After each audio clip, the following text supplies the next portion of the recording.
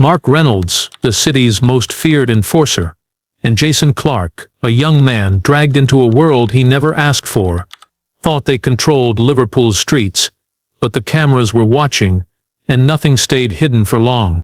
Liverpool's streets appeared calm under the dim glow of streetlights, but the silence was deceiving. Shadows stretched across the cracked pavements, flickering as a passing car's headlights cut through the night. From the surface, everything seemed ordinary. A few late-night walkers, closed shop fronts, the distant hum of traffic. But the reality was far darker. Hidden in the corners of the city, dangers moved unseen, slipping through alleys and abandoned lots. Watching, waiting. CCTV cameras captured fleeting images of hooded figures darting between buildings, their movements precise and deliberate. There was no chaos, no shouting, just a quiet, calculated threat that would go unnoticed until it struck. Residents whispered about strange incidents in hushed tones. Packages stolen from doorsteps, street fights breaking out over minor disputes, a sense of unease that no one could fully explain. People had grown accustomed to small crimes, but something about these shadows felt different, heavier, as though the city itself was holding its breath. On one particular Friday night, a single CCTV clip would capture what seemed like an ordinary scuffle near a corner shop on a narrow side street. A man in a dark hoodie appeared, moving quickly, almost blending into the night. In the video, he paused, looked around, and then vanished into an alley, leaving behind the aftermath of a struggle, overturned trash bins, a broken bicycle, and a faint trail of blood. It was a small event, barely noticed by the police at first. But for those watching the footage, it was chilling. There was a cold efficiency in the way he moved, a sense that every step had been planned. Liverpool's residents had grown used to petty crimes, but this felt like something else entirely. There was a pattern in the shadows, a silent warning that the city's streets were no longer safe for anyone. Every alley, every corner, every dimly lit park could hide a threat. Ordinary routines, walking home from work, stopping for a late-night snack, checking on a neighbor, suddenly carried the risk of encountering something far more dangerous than anyone had anticipated.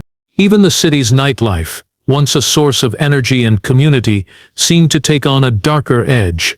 Bars and clubs emptied later than usual, with patrons leaving quickly to avoid the streets outside. Taxi drivers spoke in low voices about encounters with groups of masked men who moved like ghosts between neighborhoods. Security cameras in parking lots, shops, and public squares began picking up unusual activity. Figures moving in silence, vans idling with no apparent purpose, doors opening and closing without anyone inside. It became clear that this was not random. Something, or someone, was orchestrating a presence across the city, leaving a trail of fear that could not be ignored. Liverpool, known for its vibrant culture and welcoming neighborhoods, had a side rarely seen by outsiders. A network of shadowy movements, quiet threats, and the chilling reminder that, even in the heart of a lively city, danger could be just around the corner. That Friday night was only the beginning. The images captured on that grainy CCTV clip would soon prove to be the first evidence of a series of events that would expose the brutal reality of Liverpool's mean streets and leave the entire city questioning who was really watching and who was being watched. The quiet of Liverpool streets was shattered when the first major strike occurred. A small convenience store on Walton Street, usually busy with locals stopping for late-night snacks or cigarettes, became the target of something far more sinister. Security cameras recorded every movement, capturing a group of figures moving with an unsettling precision. They entered silently, almost as if they had rehearsed the moment 1,000 times. The door clicked shut behind them, the sound echoing faintly in the empty street. There was no shouting, no unnecessary violence at first. Only an eerie, calculated calm.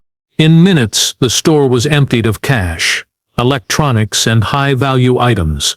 Shelves were overturned, the floor littered with broken glass and discarded packaging. What made the footage even more alarming wasn't just the theft, it was the careful way the perpetrators checked for witnesses, glancing toward the cameras then toward the street outside, as if ensuring no one would notice. It was methodical, almost clinical, and it hinted at a level of organization that few could have imagined.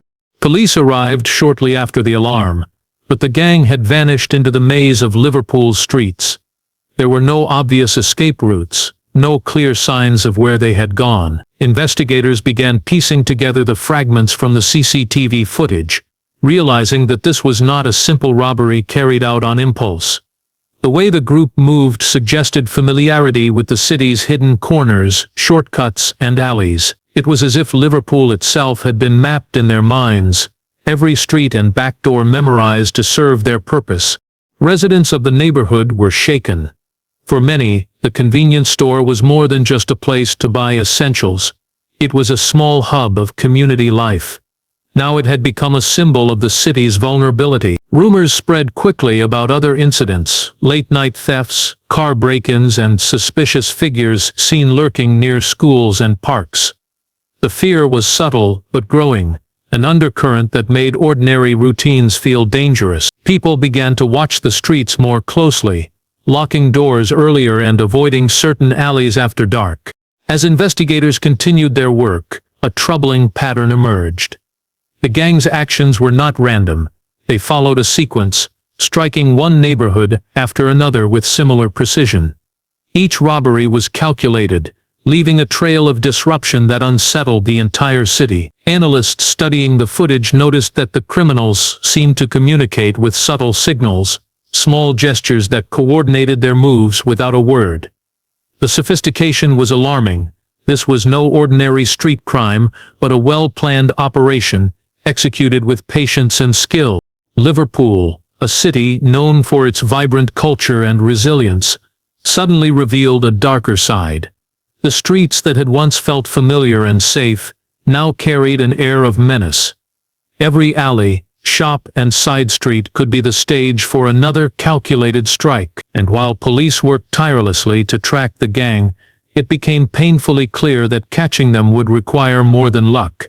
It would demand insight, strategy, and a level of courage that only the most determined officers could summon. The first strike on Walton Street was only the beginning, a chilling prelude to the wave of violence that would grip Liverpool's mean streets in the weeks to come.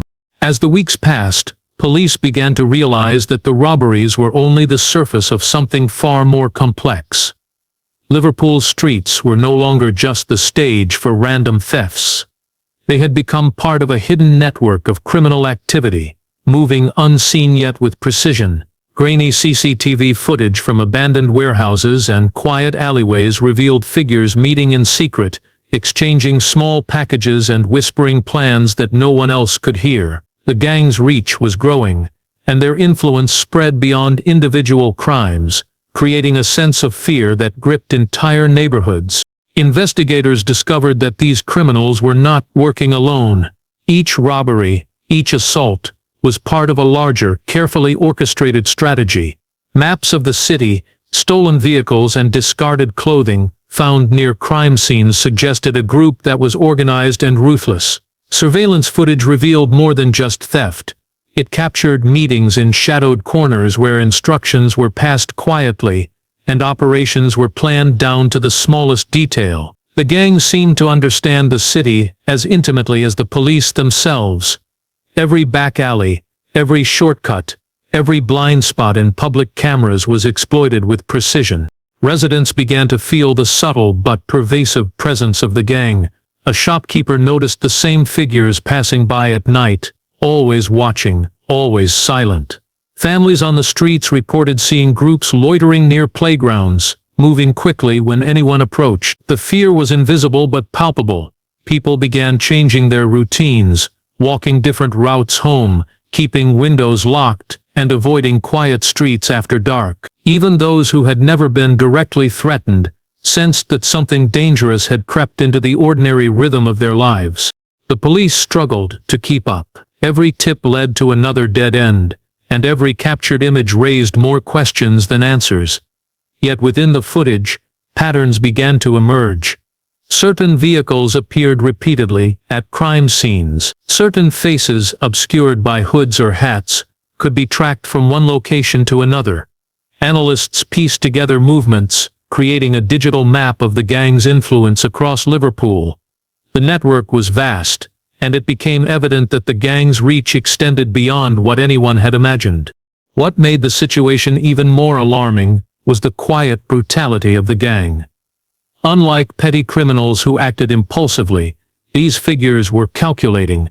They avoided unnecessary witnesses, leaving little physical evidence behind, yet the psychological impact on the city was immense. The sense of being watched, of being vulnerable, spread faster than any arrest or investigation could contain. Each new piece of footage, each recorded encounter, revealed the gang's growing confidence. They operated with the belief that they could act without consequences, and for a time it seemed the streets themselves were powerless to stop them. Liverpool, known for its vibrant culture and sense of community, was now under the shadow of an unseen threat. What had begun as a few minor robberies had evolved into a coordinated system of control. The gang had turned ordinary streets into their territory, leaving residents feeling exposed and authorities scrambling to understand the scale of the operation. Every alleyway, every quiet corner, every darkened street lamp became a potential stage for criminal activity. The city had been mapped and claimed, not with signs or fences, but through fear and meticulous planning, and the hidden network was only just beginning to reveal its full brutal reach. Just as the police believed they were gaining a foothold, a shocking betrayal changed everything. One of the gang members, someone trusted and long embedded within the operation, had begun secretly recording the group's activities. At first the officers did not understand the significance of these recordings. The videos, grainy and fragmented, captured conversations, exchanges of goods, and movements that had previously gone unnoticed. But as investigators pieced together the images, it became clear that the gang was far more dangerous and organized than anyone had suspected. The footage revealed a level of coordination that was chilling. Members of the gang moved silently, almost like shadows, through Liverpool streets, signaling each other with subtle gestures and brief glances. They had rules, unspoken but strictly enforced, and violations were punished swiftly and often violently. The betrayal exposed not just crimes but a culture of fear and obedience that had kept witnesses silent. The recordings documented robberies and assaults, but also showed hidden weapons, hidden stashes of stolen goods, and maps of the city marked with strategic locations for future operations. It was as if someone had opened a window into the gang's mind, showing the full scope of their influence. What followed was chaos within the group itself. The recordings had not only given the police evidence, they had shattered the gang from within. Trust, once assumed, evaporated almost instantly. Members began to suspect one another, whispering accusations in dimly lit rooms, and glancing over their shoulders on familiar streets. Friends became enemies in a heartbeat, and the violence that had been directed outward now turned inward. Streets that had once been merely dangerous became unpredictable, as the gang's internal conflicts played out in quiet, threatening ways. The city's residents could sense the tension, even if they did not understand its source. The betrayal also intensified the threat to civilians. As the gang fractured, their methods became more reckless. Footage, aged in a narrow alley, showed a confrontation escalating into a violent brawl, with bystanders barely escaping harm. In other parts of the city, the gang's fear of exposure led them to move faster, strike harder, and avoid detection at all costs. Their operations were no longer just calculated, now they were desperate, and desperation bred danger. Ordinary people, simply walking home or running errands, became unintentional witnesses to a war that had erupted within the shadows of Liverpool's streets. For the police, the recordings were both a gift and a warning. They provided evidence strong enough to begin targeted arrests, yet they also revealed how deeply the gang had infiltrated the city. It was no longer a simple matter of following leads. They were dealing with a fractured but still dangerous network that had learned to operate in secrecy and intimidation. Each new frame of footage raised questions, and each revealed twist heightened the stakes. Liverpool had already begun to feel the consequences of the gang's internal collapse. The once quiet streets carried an air of uncertainty. Every alleyway and side street felt like it could hide a threat. Residents could see, even if only in glimpses, that the underworld they had glimpsed in recordings was alive, moving, and unpredictable. The betrayal had not just given the police insight, it had unleashed a level of chaos that no one, least of all the city itself, could have anticipated. The shadows were no longer simply hiding crime, they were now hiding fear, suspicion, and the chilling reality that danger could come from within as well as without. As the gang's internal conflict intensified, a chilling discovery came to light. Innocent people had been caught in the crossfire all along. CCTV footage and eyewitness accounts revealed victims who had no connection to the gang, yet suffered the consequences of its violent reach. Families walking home from late shifts, street vendors closing their shops, and children riding bikes along quiet streets, all appeared in fleeting, grainy clips, caught in moments of chaos they could not escape. The reality of Liverpool's streets was no longer abstract. It was deeply personal, a series of tragedies unfolding in ordinary lives. One particularly harrowing clip showed a young woman crossing a side street when two masked figures appeared, running toward each other. Their collision caused her to stumble, the camera capturing the shock on her face as she scrambled to safety. In another video, a small boy on a bicycle narrowly avoided a group fleeing after a robbery. Each image was a reminder that the gang's influence extended far beyond the immediate targets of their crimes. Liverpool's neighborhoods, once considered safe havens, had become unpredictable zones where danger could erupt at any moment. The police were forced to rethink their approach. It was no longer sufficient to track stolen goods or arrest known criminals. The human cost was too high, and investigators needed to understand the broader impact on residents' daily lives. Analysts began reviewing footage, not only to follow the gang, but to identify potential victims and areas at highest risk. Patterns emerged showing that the gang's operations often occurred near schools, parks, and densely populated streets, suggesting a level of recklessness born from overconfidence or desperation. The stories of the victims began to surface, painting a stark picture of fear and vulnerability. Shopkeepers who had once prided themselves on serving the community now installed extra locks and surveillance cameras. Parents altered their children's routes to school, walking them past previously familiar streets now fraught with danger. Even small acts, like stepping outside for groceries, carried a weight of anxiety that had not existed before. Liverpool's residents had become silent witnesses to a series of events that left lasting scars, both physical and emotional. The gang, meanwhile, remained elusive. They struck quickly and vanished, leaving the chaos in their wake. Their awareness of surveillance systems did not prevent accidents or moments of recklessness, but these missteps were often enough to endanger anyone nearby. Footage showed vehicles swerving through narrow streets to avoid detection, collisions with street furniture, and frantic sprints across open spaces. Each incident highlighted the sheer randomness with which ordinary people could be caught in their operation. For the city as a whole, the reality became undeniable. Liverpool's mean streets were not just dangerous because of crime itself, but because the lives of ordinary citizens were being used as collateral. Fear became a constant companion, and trust in the familiar faded. Every passerby, every parked car, every quiet alley was a potential threat zone. The gang's presence was not only a criminal enterprise, it was a psychological siege on the people who lived there, and the recordings captured the invisible cost of living in a city under siege. Liverpool had been forced to confront a harsh truth. Even those who thought they were safe were not immune. The mean streets of the city were no longer simply a backdrop for crime. They were a stage where the innocent and the guilty were entangled in a web of fear, violence, and survival, and the consequences were impossible to ignore. A breakthrough came when a single camera, long overlooked on a quiet street corner, captured a crucial moment that changed the course of the investigation. The footage showed a van parked suspiciously, its engine idling, while figures moved quickly around it, loading what appeared to be stolen goods. At first it seemed like another routine robbery, but a closer analysis revealed patterns that linked this operation to multiple previous crimes. Every movement, every object handled, was a piece of a larger puzzle, a digital breadcrumb trail that would guide authorities closer to the gang's hidden network. Police analysts pored over the footage, frame by frame.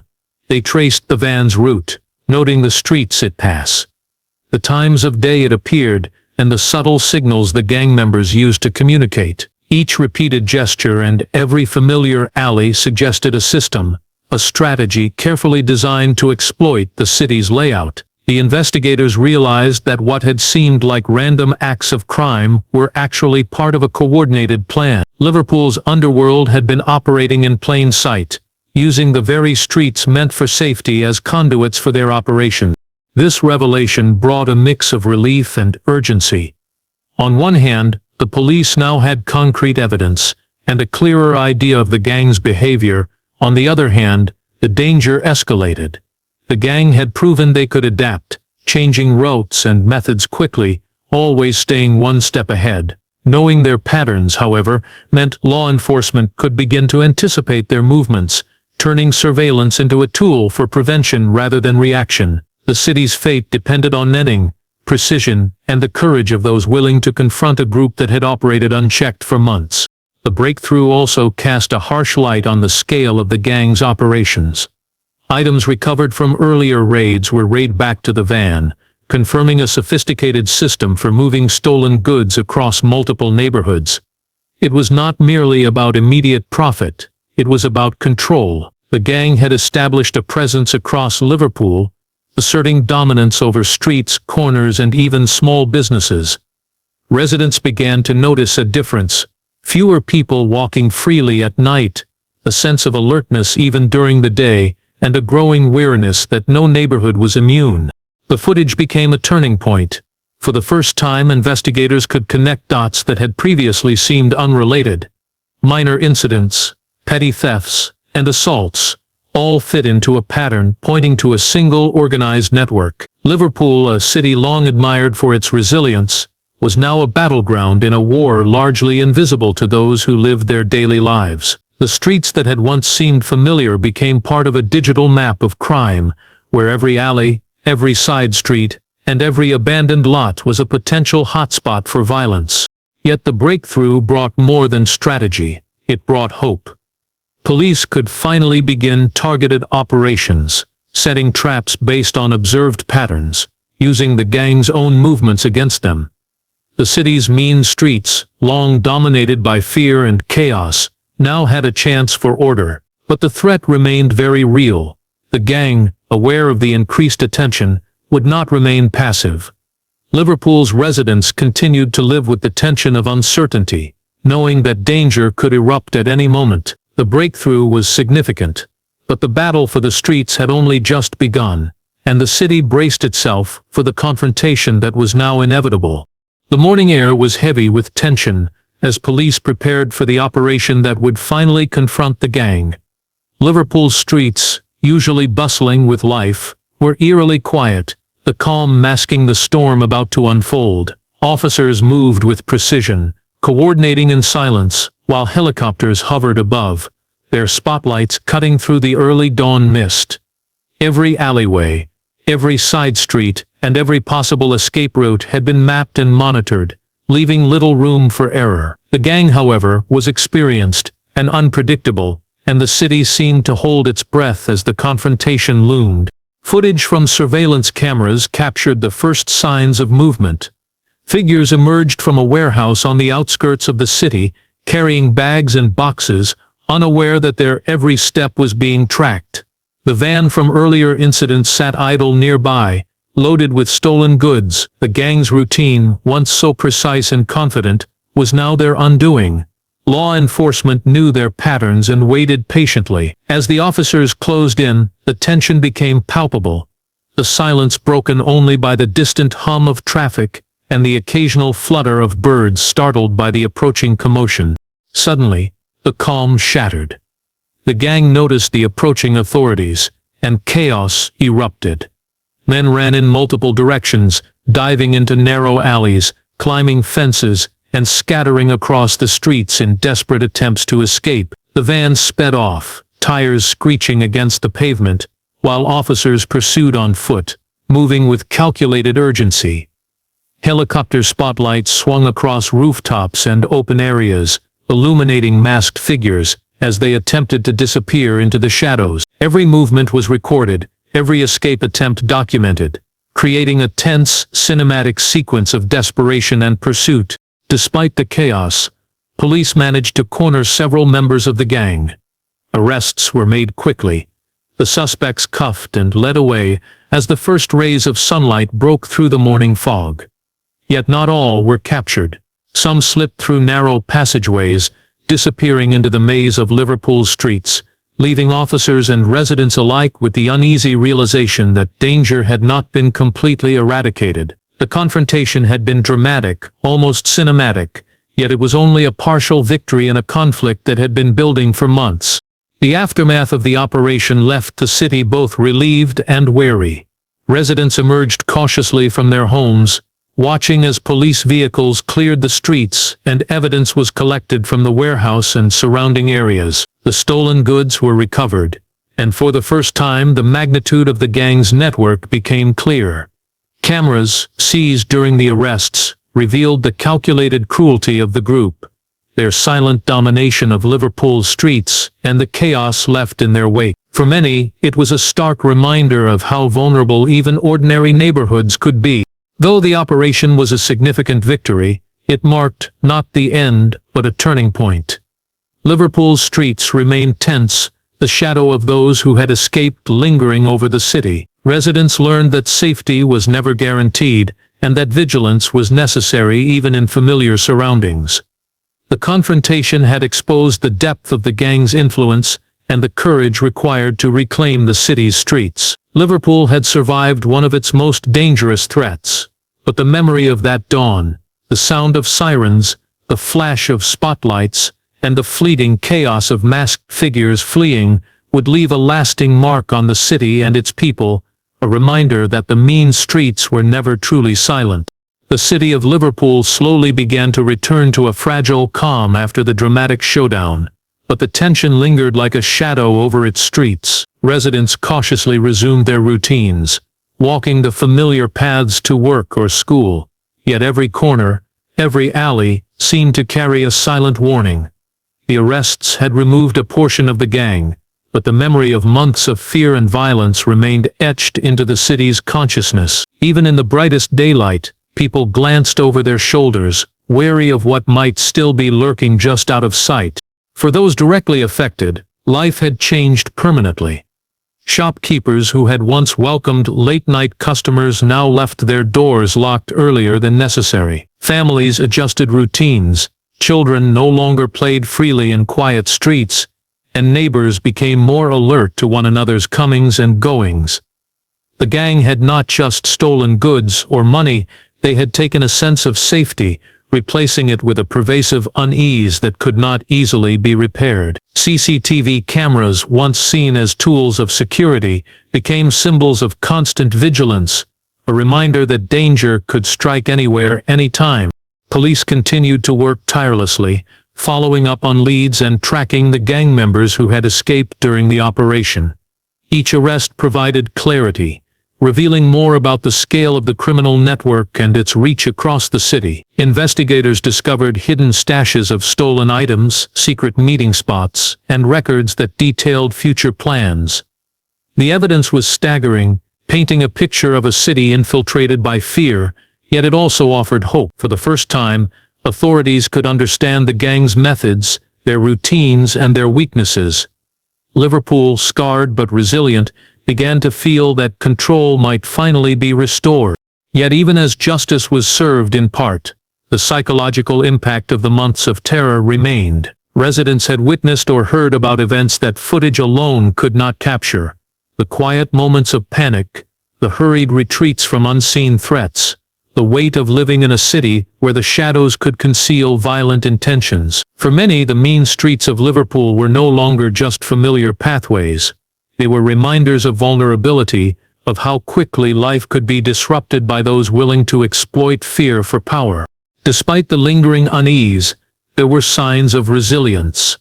Communities came together to support those affected, sharing information, improving local security, and rebuilding trust in one another. Neighbors began looking out for each other again, forming informal networks that made the city harder to intimidate. The ordeal had left scars, but it had also revealed the strength and determination of Liverpool's residents, a testament to a city unwilling to be ruled by fear. Liverpool's streets had been tested, and while the gang had left its mark, the city survived. The surveillance footage, the arrests, and the community's response captured a brutal reality. Crime could erupt anywhere, unpredictably, but courage, vigilance, and collective action could reclaim control. The mean streets remained, but they were no longer just shadows. They were a reminder of survival, of the enduring spirit of a city that refused to be broken. And as life slowly returned to normal, the people of Liverpool knew one truth above all. Safety was fragile, vigilance was essential, and the memory of the chaos would shape their city forever.